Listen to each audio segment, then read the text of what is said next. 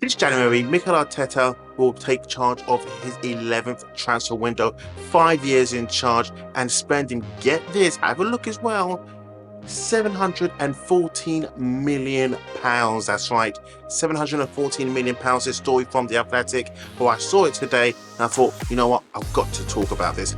Has Mikel Arteta been good in the transfer window? And some of you will be thinking, hell no, Ty, you know he hasn't. And some of you are thinking, yeah, you know what, he ain't done too bad. Well, I'm here to debate it, to discuss it, and see what can be coming for this summer transfer window, because we know this January 2025, nothing is going to happen. That's right. Let's get into it right now. I can't get my words. I'm getting too excited. Let's get into it. So we're going to start from the back. When it comes to goalkeepers, Arsenal, Mikel Arteta has kind of got it right, but a lot of the times he has got it wrong. Okay, as we know, we had Leno in goal, and then we also had Emi Martinez. But this is just Mikel Arteta for what he has signed, not for what he came in for, what he has signed. So we're going to start off with Matt Ryan. He was in there, and Alex Ronison, and Matt Turner he brought in, and Aaron Ramsdale and a David Raya. He has brought in all those goalkeepers. That's a lot of goalkeepers in 5 seasons, and including, of course, in that £700+ million worth of transfers, they are included in that. Who has flopped? Who has succeeded? Let's just get the obvious one out of the way. Ronison flopped. Matt Ryan came in on loan, and we know that Matt Turner came in from America. He's flopped. He went to Forest, and Forest got rid of him, went to Palace. Those 3 had flopped. Aaron Ramsdale then came in, but did you know that David Raya was Arsenal's, Mikel Arteta's first choice of a goalkeeper? They just couldn't broker the deal first to get him in from Brentford, so they went with Aaron Ramsdale, who came in, who, in my opinion, done well. But that car crash interview, that's right, the car crash interview when he confessed to Ian Wright, I can't concentrate for 90 minutes, I need to distract myself. And I thought that was the telling end to his end for his Arsenal career. Arsenal then went out, brought in a David Raya on loan from Brentford, so that was a tell sign for Aaron Ramsdale that you are gone. You're gone. That's it. Done. Ramsdale then sat back on the bench. Raya came in. Rest is history. David Raya is Arsenal's number 1. I give that transfer a good signing for now, because when he first started, it was a bit rocky. Okay, let's get over that part. Now he's trusted, very trusted.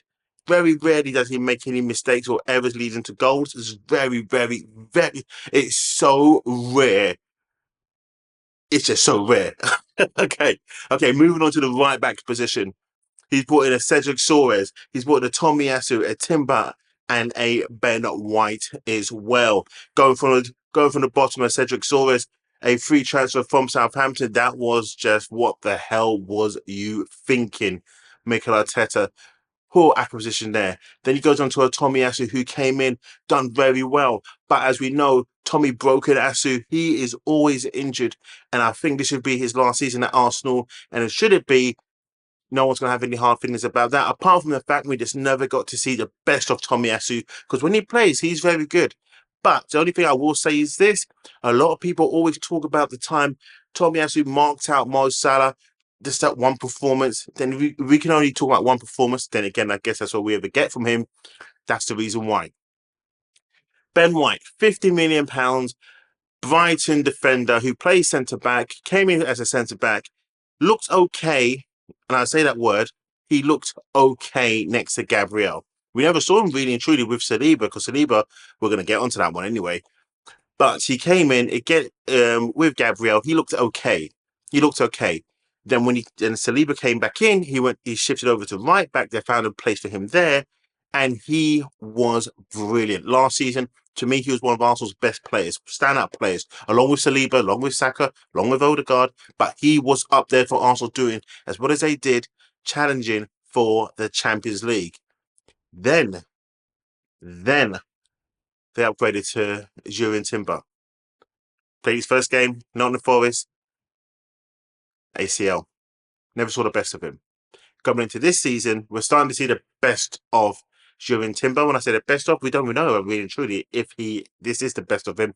But just getting to see just how good he is, just how crucial he is to Arsenal. So Mikel Arteta has done okay in the right back position. In my opinion, he's just got 2 out of the 4, so 50% of that transfers have been worth it. Cedric Soares, no way, even though it was a free transfer, but it was just a waste of time and a waste of money and energy and squad position, in my opinion. Tomiyasu just hasn't worked out because of injuries. Ben White, that's a transfer that's worked out. 50 million well spent. You're Timber transfer worked out very well. Got injured, unfortunately, but he's come back. He's looked strong, and now he's going to be actually missing in Arsenal's upcoming fixture against Brighton. So let's see how bad he's going to be missed.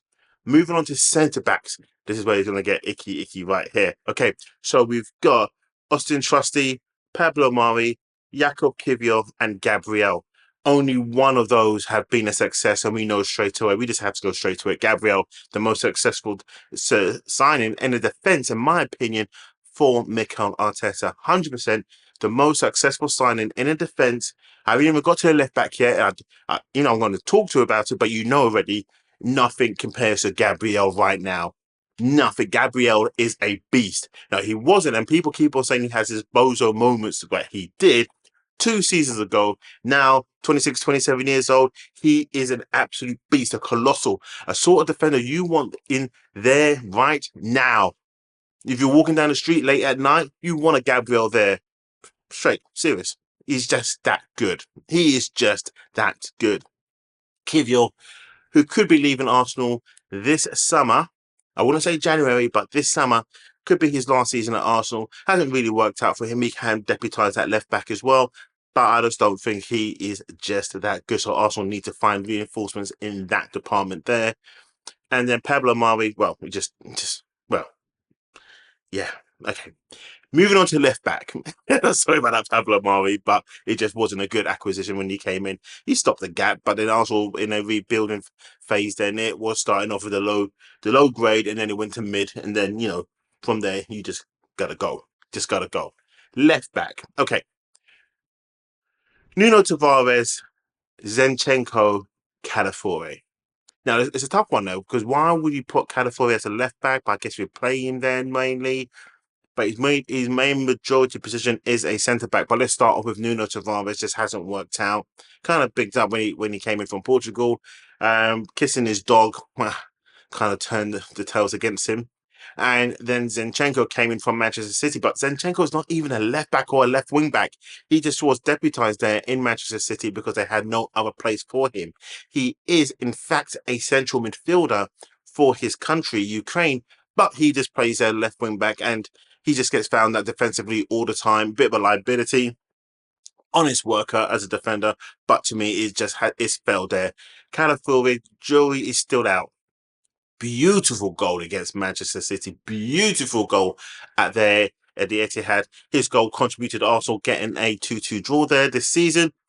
And Calafiore sometimes does make a few mistakes, but he's big, he's strong, and is what Arsenal need. So that one, the jury's out on Calafiore. So we will say out of all 3 of those signings, half the sign, or can't say half the sign, one of the signings out of the 3 has worked out 33%.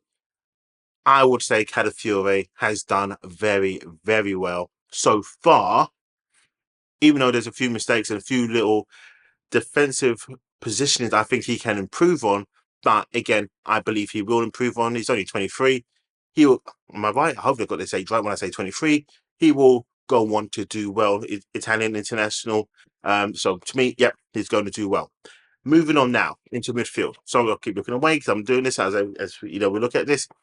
Jorginho, Lokonga, Partey, Ceballos, Mourinho, Rice, Fabio Vieira, and Odegaard take up those mantles right there. So that in total is 3, 6, 9 players he's brought in midfield. That's a lot of players in 5 years. But how many are still here? How many of them are actually worthy to say, yeah, you know what? They are really good. Okay, let's go. So we start off with Jorginho. Jorginho, yeah, he's done all right. Came in from Chelsea. He's done okay. In my opinion, that's it. That's it. he's just done okay. He's done okay. He's done the job. He's the age he is. Contract is running low. He's about to go this summer, and all the best for him. He's done pretty well. Okay, Albert Sambi Lokonga is now gone out on loan. He's going to be gone in the summer. Vincent Company rated him so highly, made a recommendation. Of course, Edu eating his barbecue said, yeah, I have a bit of that. Came in, done okay for the first couple of games. Nothing since then. Nothing since then. Thomas Partey, mixed bag reviews here. Last season, or the season and a half, injuries obviously took its toll. And to me, we're only seeing the best of Thomas Partey now. Contract's coming to the end. I think this is going to be his last season at Arsenal. Arsenal are thinking 31 years old. Do we wish to give this guy a couple of $100,000 a week still to play for Arsenal going into his latter years? Is he still going to be good for what we need going forward? And I do have a substitute for him, and just keep on watching because it's going to be interesting to see what I recommend to replace Thomas Partey. Is it going to be worth it?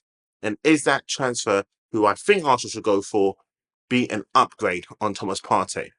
Okay, Danny Ceballos. Okay, we'll move on from there. We'll move on from there. Danny Ceballos, who is move on, came in on loan from Real Madrid, done absolutely nothing apart from spinning around. He was a hype man, along with Matteo Guendouzi, who's not on this list. But Ceballos, he done nothing special. Nothing special at all whatsoever. Mikel Moreno, who's come in this season, he's still got to prove himself. Scored a goal, as we know, against Brentford. I think he is going to be a good acquisition. To me, that's a replacement for Jorginho. He's the same sort of player as a Jorginho. A lot of people don't see it, but he's big, he's strong. He arrives late in the box as well. Aerial presence, a great tackler of the ball, dual winner. This guy is going to be good, and Arsenal fans need to cut him some slack and say, well, I don't see what he is. Who's he supposed to be replacing? He's not a Xhaka replacement. He is a Jorginho replacement, and people need to see that. Just because he plays on the left-hand side, but you don't realise that's not where Arteta wants him. Arteta wants him in the defensive side of things. They just had to shuffle this thing around for where Jorginho plays, where Partey plays, where Rice plays. But to me, he is just a Jorginho replacement, and they've done it early this year. Well done to Arsenal. Okay, Declan Rice. £105 million player, Arsenal's most expensive transfer ever so far until the summer. We're going to get onto that one. Has done absolutely wonders. He has helped Arsenal. He was one of the reasons why Arsenal launched a Premier League challenge last year, only to miss out by a couple of points to Manchester City. He came in, all the hype was there. He has helped Arsenal, and he's still one of Arsenal's best midfielders. This season it's not his best so far, but then again, we're only halfway through the season. Second half is when we saw the best of Declan Rice, and I think again this season going into the second half, it's business end. This is where we're going to see Declan Rice step up. This is where we're going to see Declan Rice take hold of that midfield and drag it forward with a Thomas Partey and a Martin Odegaard. Okay, Fabio Vieira, out on loan at the moment in Porto. He's going to be gone end of the season. No doubt Arsenal will cash in on him, get 25, 30 million, and just keep it moving. I can't even say he's done okay, because if he's done okay, he'd still be here. But he's not up to the standard of what Mikel Arteta wanted. This signing was done by Edu. 100% this was an Edu signing. Edu thought, okay, let's go for it. It's a good signing. He can improve in the future, and he's good to deputise Martin Odegaard. That hasn't been the case. He hasn't lived up to it. He's not strong enough. He's not fast enough. He can't pass the ball.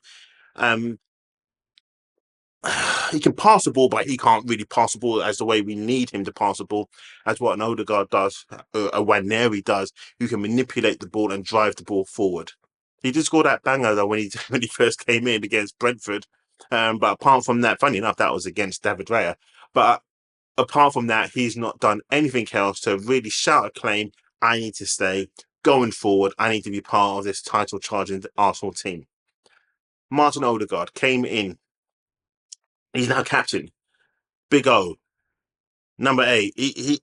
Martin Odegaard, even though he's having a poor season this season, 2 assists in as many games now in the Premier League. Of course, he got that injury in the Euros, but to me, not in the Euros, in the friendly, but to me, there's more to come from Odegaard, and I think could be one of Mikel Arteta's successful signings, in my opinion. Odegaard loves his left foot, but he doesn't use the right foot. That's one of my frustrations. Equally, when he picks the ball up deep, he only goes to the right hand side. He could do more. And I think when it's green light after 25 yards, start taking some shots. 20 yards, start taking some shots. And I think he can actually contribute more if he took some more shots, because we know he can score from outside the box. He's more than capable, but I just think he needs more encouragement to do so. Okay, moving forward on the front line. Now, this is where it becomes very contentious, because Arsenal lack here. Arsenal lack presence. Arsenal lack solid amount of goals. The goals do get distributed across the whole team, and that's Mikel Arteta's vision. He's always had that vision. He wants the goals to be spread. He doesn't want it just to be reliant on one player. And I actually commend that, because if your striker goes down, like an Erling Haaland, he's not injured, but if you can't get the goals from him, where are the goals going to come from? So you don't want to be relying on that. Liverpool are pretty much the same. Their goals predominantly come from Mo Salah, but it's equally spread across the team as well. And that's what Arteta is doing. Some a lot of fans don't like it. A lot of people in the media don't like it. A lot of people who have a voice doing this don't like it. Sometimes sometimes I don't mind it. Sometimes I hate it, and other times I'm just like, okay, whatever. I hate you, Mikel. Why don't you sort it out? Get yourself a striker. So let's move on to the right hand side. Marquinhos and Willian, both gone. That's all I got to say. Useless and useless. Willian came in from Chelsea, free transfer, waste of time. Marquinhos, an Edu signing, came in from Brazil, played a handful of games. I mean, a handful of games. On one hand, I'm talking about, and he's gone back to Brazil on loan. He's not fit for the Premier League. And again, it was one of those deals that Edu done, trying to keep his Brazilian connection over there in Brazil strong, so when new talent comes in, Arsenal can get hopefully first refusal by doing these sort of deals. But now Edu's gone. We don't need to keep on looking at Brazil no more. Hey, let's keep it moving. Marquinhos is gone. That's a fail. Willian, that's a fail. Another Brazilian winger, fail. Okay. Moving to the left-hand side. Trossard. Raheem Sterling on loan. Trossard, to me, is the most selfish player on the wing for Arsenal. I just think he's selfish. He does score a goal once in a while, but his goals have been drying up and his assists have been drying up. But his moaning has gone to a whole new level. His body language on the pitch, to me, sucks. When he gets into vital positions, he just doesn't make the right decisions. When he passes, he should have shot. When he shots, he should have passed. So this one, do I think it's been a good, successful transfer? It's been okay. Do I think it could have been better? Maybe, but they did go for Mudryk, and that one fell through. Thank goodness that one fell through. But we've got Trossard. Trossard's been okay, but I think we can still upgrade on Trossard, and maybe upgrade on one more player that plays there, who I'm going to talk about, a Raheem Sterling. You thought I was going to say Martinelli, didn't you? You thought I was going to say Martinelli, but we're going to get onto Martinelli in a moment. But if you're still watching, though, before we get onto Raheem Sterling, like, subscribe, turn notification on so you don't miss a show every time we upload. If you like this show so far, 18 minutes in, are you still watching? I hope you're still watching, because you shouldn't be watching anything else. Okay, Raheem Sterling on loan from Chelsea has been a flop. That's it, done, said. Nothing more to say. He's not an Arsenal player. He's just on loan. So do we really have to spend minutes on this? But has it been fair to Raheem Sterling? Have we seen the best of him? Has Mikel Arteta given him minutes to show what he can do? But what part of Raheem Sterling do you want? Do you want Raheem Sterling from Liverpool or Raheem Sterling from Manchester City? You guys decide. You guys let me know which one you want to see. The Sterling from Liverpool, Sterling from Manchester City. We're not going to say Sterling from Chelsea, because that is... But I'm saying that's why we got him. That was my decision. It was Mikel Arteta and it was Edu. Okay, don't come at me. So before we get to the front line, because there's only two players there, what players, in your opinion, do you think Mikel Arteta's got right? In all the players I've mentioned, it comes up on the screen again, and then you're about to leave your comments. What players do you think so far that Mikel Arteta has got right? And what players do you feel he has busted on? Okay, love to know. Comments below. Let's get to the forward line. Jesus, Kai Havertz. Okay, So these two players are Arsenal strikers, and on their CV, it's a striker, but they are Swiss Army knives. If you think about it, the way that Mikel Arteta sees a striker is what these two players are. Now, this is not their fault, so you shouldn't really and truly be going at these two players because they're not your modern number. Not saying modern. They are your modern day number nine. They're not your old school number nine. Your Shearers, your Ian Wrights.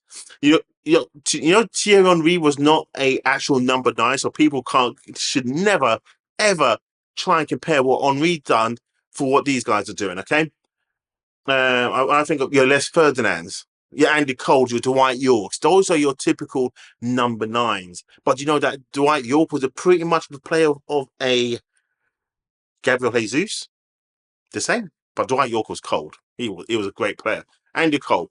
Again, so I've gone through some strikers there just to give you an idea. A Jimmy Floyd Hasselbank, a Didier Drogba.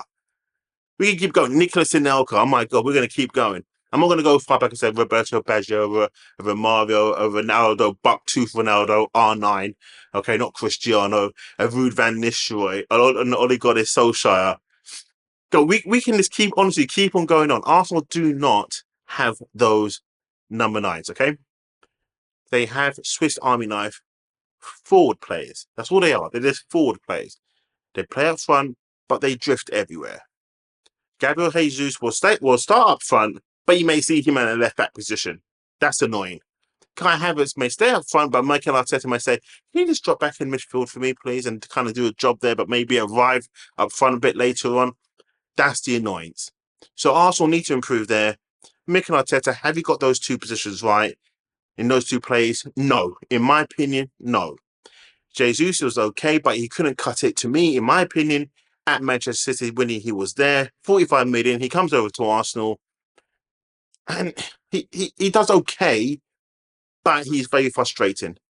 Doesn't shoot when he needs to shoot, a bit like a Trossard, but then again, he doesn't pass when he needs to pass. Or he overpasses, should I say. That's a lie. He overpasses and undershoots. That's what he does. Kai Havertz, there's a giant in there, and I think that Mikel Arteta can get more out of him. Just don't put him in midfield because he doesn't offer nothing in midfield. Nothing at all. Maybe a bit deeper, maybe behind a striker, yes. Maybe he could deputise for a Kai Havertz. Kai Havertz, a Martin Odegaard, should also get the striker in who I'm about to talk about in a minute. So again, 22 minutes in. Have you subscribed? Have you liked? And have you turned that notification on so you don't miss a show every time we upload? Okay, let's get into what I think Arsenal should do next. 3 players that I think Arsenal should go for. I'm not talking about the players they need to get rid of because we pretty much know who they need to get rid of. But 3 players I think Arsenal should go for.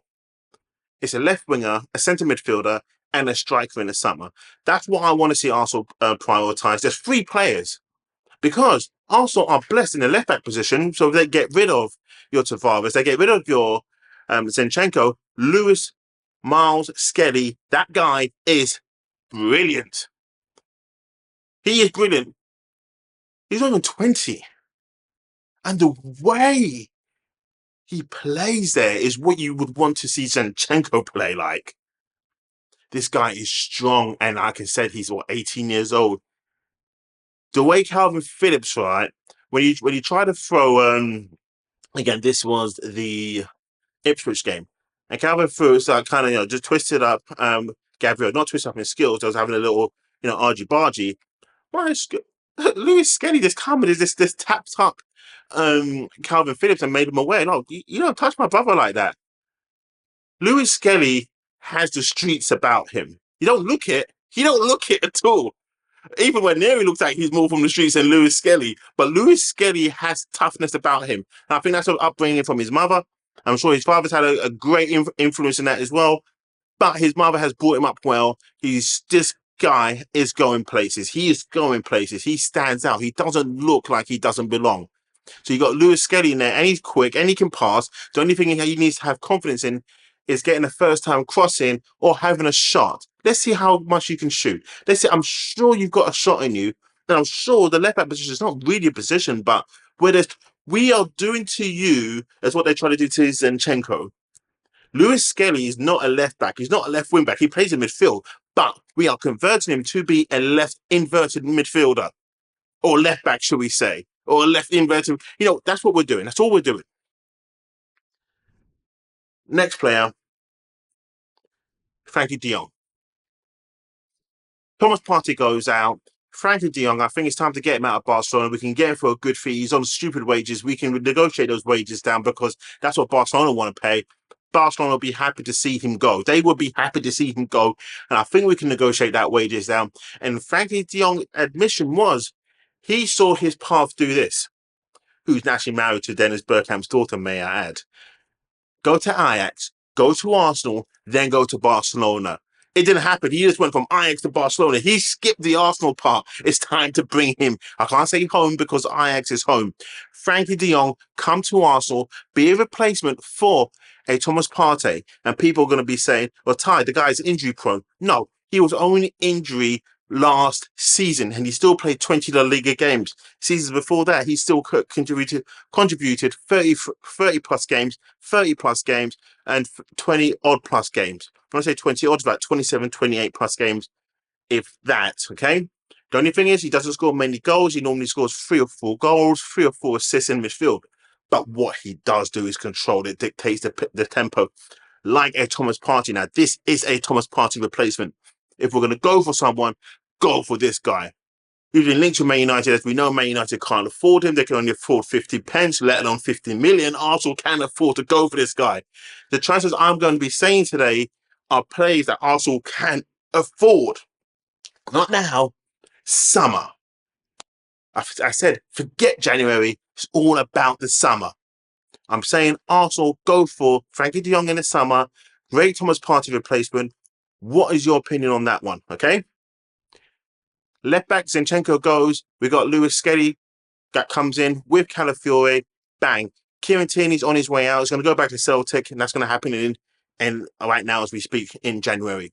But if Partey goes, which I think he's going to go after a Frankie de Jong. People may say it's Super Mendy. I think Liverpool's going to end up going for him. City's going to end up going for him. It's going to be a tug of war there. Arsenal don't need to be that tug of war. Go and have a mini tug of war with Man United, and I think Arsenal will come out trumps on that one because United ain't got a pot to, you know what, pee in, shall we say. Front line. This is so easy. You would say sell Jesus. Okay. There's going to be no hard feelings on that. But you go after this guy, not Gyökeres. I'm saying let's get to it. This, the one striker that Arsenal fans want. The one striker. And I know you're saying it right now. You're looking at the screen right now and you're looking at me saying, Ty, to say it. I'm going to say it. Alexander Isak from Newcastle. Now, Arsenal could have got him the same time they got Kai Havertz. They could have from Royal Sociedad.